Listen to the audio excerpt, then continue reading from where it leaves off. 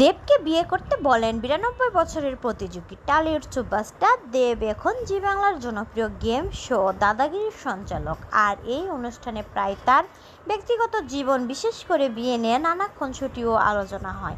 এবার সেই তালিকায় যোগ দিলেন ৯২ বছর বয়সী এক প্রতিযোগী। দীর্ঘ ৬৩ বছরের দাম্পত্য জীবনের অভিজ্ঞতা তুলে ধরে দেবকে বিয়ে করার পরামর্শ দেন তিনি।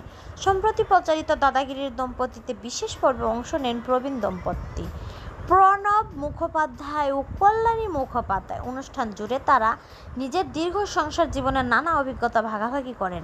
আলাপ পরিচর্যায় এক পর্যায়ে ৯২ বছর বয়সী প্রণব মুখোপাধ্যায় বলেন, ১৯৬৩ সালে আমি বিয়ে করেছি, এত বছর ধরে আজও এইভাবে ওর হাতটা শক্ত করে ধরে আছি। তিনি বলেন, বর্তমান সময়ে অনেক সম্পর্ক খুব অল্প সময়ে ভেঙে যায়, কিন্তু প্রকৃত ভালোবাসা হলো জীবনের শেষ দিন পর্যন্ত একে অপরের হাত ধরে পাশে থাকা। প্রবীণ প্রতিযোগীর এমন অকপট পরামর্শ শুনে লাজুক হাসিতে প্রতিক্রিয়া জানান দেব। তার সেই হাসিতে ফেটে পড়ে পুরো স্টুডিও। দেবের বিয়ে নিয়ে ভক্তদের কৌতূহল নতুন নয়। দাদাগিরির মঞ্চে প্রায় এ প্রসঙ্গ উঠে আসে।